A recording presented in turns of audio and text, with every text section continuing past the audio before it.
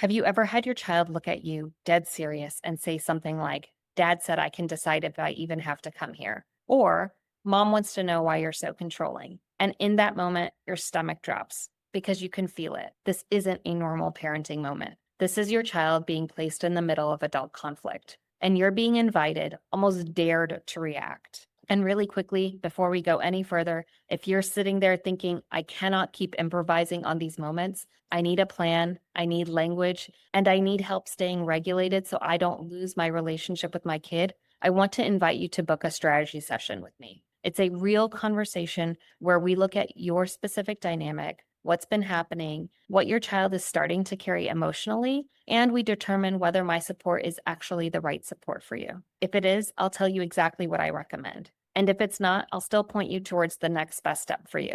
You can book the strategy session with the link in the description. Now, maybe you've tried to do the right thing. You stayed calm. You didn't badmouth the other parent. You used the co-parenting app to communicate. You did therapy. You read the books. And still, somehow, your child keeps getting pulled into the little choices that aren't actually choices at all. Let me say this clearly. When a coercive, toxic, or narcissistic co-parent offers a child a choice that should never belong to them, it's not empowerment. It's pressure. It's control. It's a loyalty test dressed up as freedom. By the end of this video, you're going to have a simple, in-the-moment response framework that you can use right away without interrogating your child, without trash talking the other parent, and without escalating the conflict. And I'm going to give you word for word scripts for the 5 most common scenarios, like when your child is pushed to pick a home, when they're used as a messenger, when they're afraid of the consequences if they choose wrong. So you can stop improvising under pressure and start protecting your child while staying the stable parent. Now, quick story. I worked with a parent who told me, I feel like I'm losing my kid, and I'm doing everything I'm supposed to do. Their child started showing up tense and distant. Conversations felt stiff, like the child wasn't willing to open up. And anytime the parent tried to clarify gently, the child would shut down or snap. And what we discovered wasn't that the child didn't love them. It was that the child was carrying a job that they never applied for. They were being recruited into adult decision making. And the moment the parent stopped trying to win the facts and started protecting the child's emotional role, everything shifted. The child softened. They started talking again. They stopped waiting for the what happened over there conversation. That's what we're doing today. All right, let's talk about what actually is happening when a coercive co-parent weaponizes choice. When people hear choice, they think healthy autonomy, confidence building, independence. But in high conflict dynamics, choices can actually become a weapon because it forces the child into something called a loyalty bind. And loyalty binds are brutal because the child doesn't just feel like they're choosing a preference. They feel like they're choosing safety, belonging, approval, love. Let's pause on that. A child will almost always choose the option that reduces emotional danger in the moment, not the option that's fair, not the option that's true, not the option that matches what is actually happening or what they want long term. It's the option that makes the pressure stop. So when a coercive parent says, you can decide, what they often mean is you can decide as long as you decide the way I need. And that creates 4 big emotional outcomes in kids. They feel fear, they feel guilt, they feel responsibility, and they start splitting themselves, different versions of themselves in different homes. Fear sounds like this. If I don't say the right thing, someone will be mad. Guilt sounds like, if I enjoy the other parent, I'm betraying this one. Responsibility sounds like, it's my job to fix this. And splitting sounds like, I have to become who each parent needs me to be. And this is why you can have a child who seems totally fine at school, but melts down at home. Or a child who suddenly becomes rigid, argumentative, or weirdly adult. They're not becoming difficult. They're being recruited into an adult role. Now, let's break down the most common ways weaponized choices show up so you can recognize it without spiraling. It often looks like a child being asked where to live, which parent is right, or whose rules matter, or a choice that's framed in a really biased way, like you'd rather stay at my home with all your awesome toys, right? Or it's an over-reliance on a child's preference to override agreements, schedules, or court orders. Coaching before decisions, rehearsing what the child should say to you, to a therapist, to a judge, undermining agreed upon plans. You don't have to listen to that rule. or using the child as the negotiator. Tell your dad I said this, or rewriting the child's voice. This is what you want when the child hasn't freely expressed that. And the most damaging one is fear-based choices. When the child senses withdrawal, disappointment, or emotional consequences if they don't choose correctly. And here's where stable parents get stuck. You want to protect your child, but the second you try to get to the bottom of it, your child feels like they're in court. If you confront the other parent, the conflict escalates. If you say nothing, you feel like you're allowing it. So what do? You use a framework that protects the child's emotional role without recruiting them deeper into the conflict. Here it is. And I want you to hear how simple this is. Not easy, but simple. The in-the-moment response framework is you validate the feeling, you remove the child from the adult role, you set a boundary, and you reconnect them to safety and childhood. I'm going to walk you through each part like we're rehearsing it together. And I want you to imagine your child standing in front of you when you say it, because the goal is not to win an argument. The goal is to return your child to childhood. So let's jump into step one. You validate the feeling, not the story. This is where most stable parents either overdo it or completely skip it. If you skip validation, your child feels unseen and alone. So they cling tighter to the coercive parent's narrative. If you validate the story, like, wow, your mom really is manipulating you, you just recruited the child into an adult alliance. So we validate the feeling, not the accusation, not the facts, the feeling. Because feelings are safe to name, and naming feelings helps your child's nervous system settle. Before we validate anything, I want you to do one quick thing. Ask them about what they're actually feeling, because your child might hand you a whole story, but what they're really handing you is a nervous system state. So you can say really gently, hey, what did that feel like in your body? Or what feeling showed up when you heard that? Or are you feeling worried or more like angry or more like stuck? And then whatever they give you, you validate that. That makes sense. Yeah, I can see how that would feel heavy. Thank you for telling me. That's a lot to carry. And if they just shrug and say, I don't know,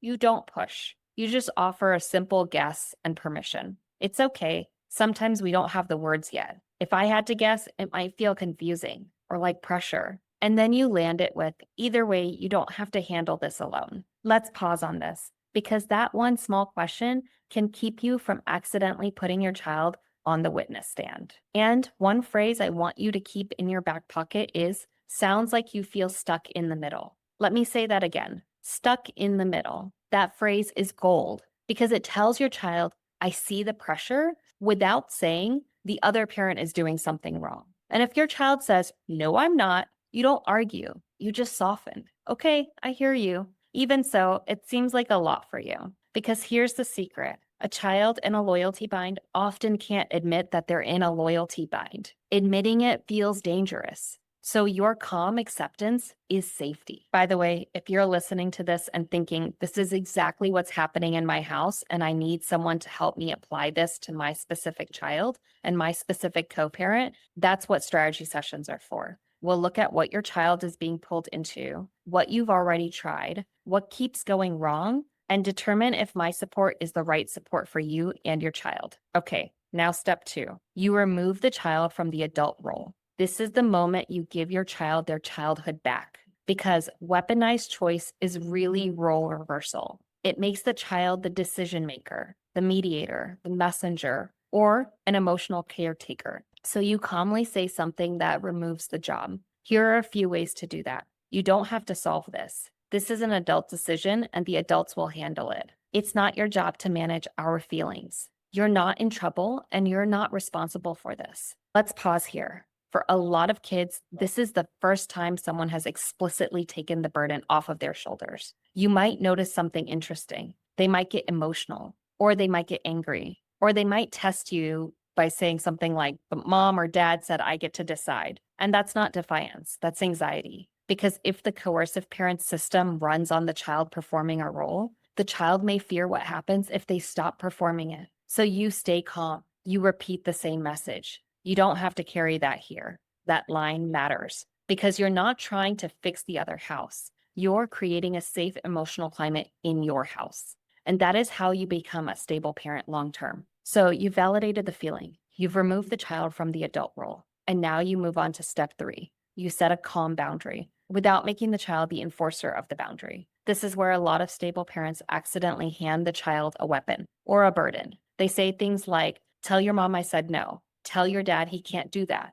Next time you tell them this. And now the child is back in the middle. Only this time, they're also carrying your message. So we set boundaries in a way that keeps the child out of it. The boundary is about what happens in your home, in your time, in your relationship. Examples include, here, we're going to follow the schedule. Here, you don't have to deliver a message. I'm not going to talk about adult issues through you. If there's something to work out, I'll handle it directly with the adults. Let me make this practical. The boundary isn't a debate about the other parent's character. It's a simple statement of structure. It's steady, predictable, boring. And boring is safety in high conflict dynamics. Your tone does more than your words. So imagine saying it like you're reading the weather, not like you're making a case in court. And finally, step 4. But before I go into it, remember to stay till the end for the word-to-word scripts for the most common scenarios. So step 4, you reconnect them to safety and childhood. This part is what most parents forget because you're still activated.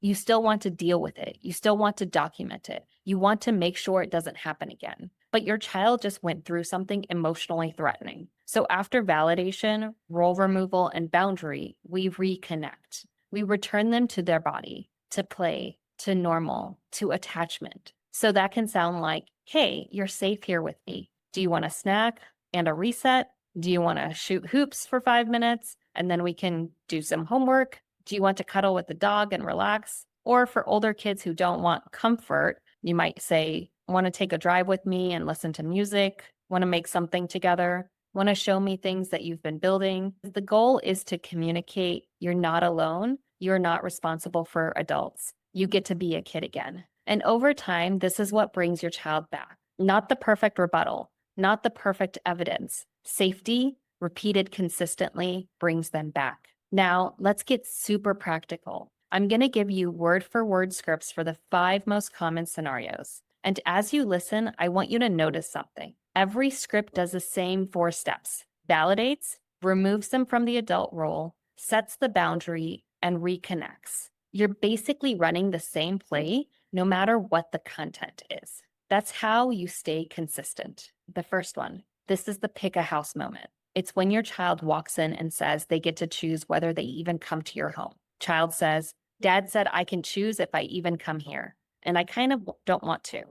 And you say, okay, thank you for telling me. Hey, before we go any further, what does that feel like for you right now? Like in your body? If they answer anger or guilty or scared or torn, yeah, that makes sense. That's a big thing to carry. You don't have to be the one deciding the schedule. That's an adult responsibility. Here's what we're going to do. It's my parenting time, and we're going to follow the plan. And right now, you don't have to argue it or defend it. You can just be here. Do you want to put your stuff down and tell me if you want quiet time or food first? And if your child escalates, you never listen. Dad said I get to decide. You say, I hear how strong that feels for you, and I'm still not putting the decision on you. I've got it. Let's take 10 minutes to settle your body, and then we can figure out the rest of the evening. Next is the messenger trap.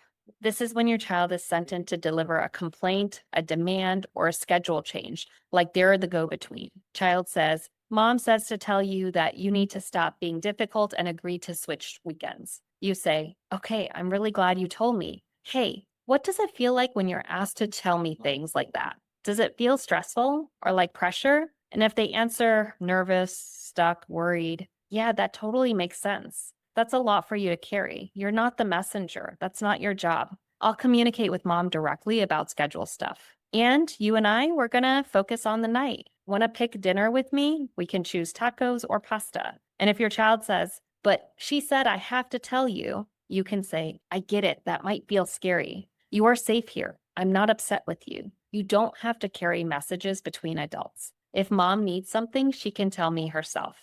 Okay, come on, let's get you fed and settled. Okay, this next one is the hardest one to hear. It's when your child is scared of what happens emotionally if they don't choose the right answer. Your child says, if I don't say I want to live with Mom, she'll cry and say I don't love her. You say, oh, sweetheart, come here. Before we talk about any of the details, what does it feel like inside of you when you think about her crying? Is it scary? Is it guilt? Is it pressure? If they answer guilty, panicky, responsible, yeah, that makes sense. That's really heavy. But I want you to hear me. You are not responsible for managing grown-up feelings. You're allowed to love both of your parents. And when you're here, you don't have to be a certain way for me. You can just rest. Right now, do you want to sit with me for a minute, or do you want space in your room? If your child says, "So what am I supposed to do then?" You say, "I know, it feels impossible." And you don't have to solve it tonight. Your job is to be a kid. My job is to keep you safe and steady. Let's do something normal for your brain right now. A walk, shower, and then we'll have dinner. Here's another common one. This is when your child tells you that the other parent said your rules don't count. So now your child is stuck between two totally different realities. Your child says, "Dad said your rules are stupid and I don't have to do my homework here." You say, "Okay, I hear you." Hey, when you hear that, what does that feel like for you? Confusing? Like you're stuck in the middle? Like you think I'm going to be mad? If they answer, or even if they shrug, yeah, that makes sense. That's a lot of pressure on you. You don't have to worry about what others say about my rules. That's adult stuff. Here we do homework before screens. That's the routine. And I'm right here with you. Let's do the first 5 minutes together and then we can take a break. If your child says, "This is why I don't want to come here. It's always rules." You say, "I hear that. And I'm still going to keep things steady here because steady is what keeps you safe. Let's take a breath, get started, and then we'll do something fun together." And the last one is sneaky. It's when your child shows up carrying words that don't even sound like them, like their voice gets rewritten. Your child says, "Mom said I told her I hate it here and that I don't feel safe with you." And you say, "Wow, hearing that out loud sounds intense. Hey, before we get into anything, what are you feeling right now as you tell me that? Nervous, upset, like you're waiting to see what I'm going to do?" And if they answer scared, tense, or like they just shut down, okay, that makes sense. Thank you for telling me. I'm not going to interrogate you or make you prove anything to me. And you're not in trouble. You don't have to carry adult conflict in your body. What I care about first is you being okay. So right now, do you need a snack, a shower, some quiet time, or do you want to take a quick walk with me? And if it fits naturally, you can add, "If there's something you want me to understand about this, you can tell me in your own words when you're ready." If your child says, "I shouldn't have said anything," you say, "You're safe. You didn't do anything wrong. I can handle hard conversations without you taking care of me. Let's just get you settled." Now, before we close, I want to talk about the biggest mistakes stable parents make because these are so normal and they accidentally pull your child deeper into the conflict. Mistake number one is trying to extract the truth in the moment. I get it. You want to know what was said. You want details. You want to correct the lies. But in the moment, fact finding often feels like cross examination to a kid. And when a kid feels cross examined, they shut down, or they double down, or they say whatever ends the conversation. So instead, you regulate first, you reconnect first. If there's something you need to document later, you can do it after they're asleep. Mistake number two is using the child to carry your boundaries.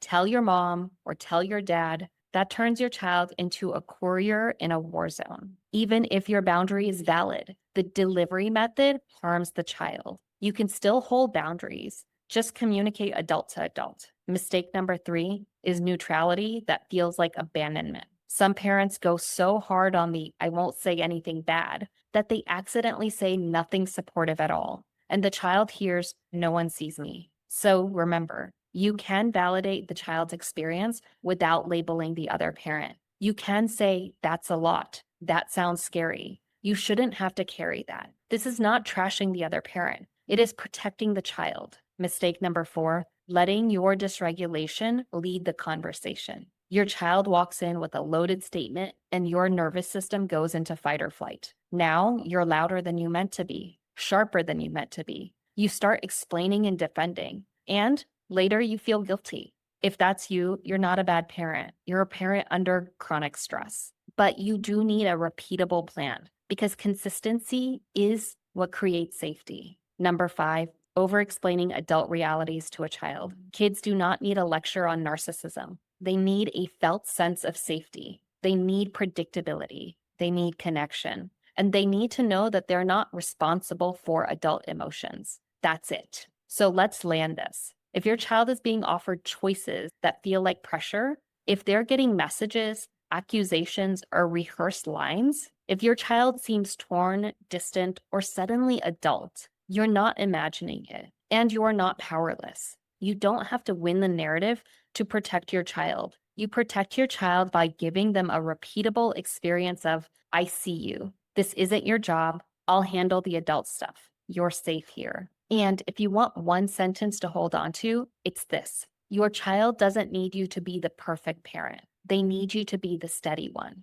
Take a breath. You can do steady. Even if the other house stays chaotic, even if your child is messy for a while, even if you're grieving the reality that your child has to navigate emotional harm, steady works. It just works over time. If you're done white knuckling this, if you want a repeatable plan for the next exchange, the next accusation, the next choice, book a strategy session with me. We'll look at your exact situation and decide whether my support is the right fit. And either way, you're going to leave the call with more clarity than you have right now. The link to book is in the description.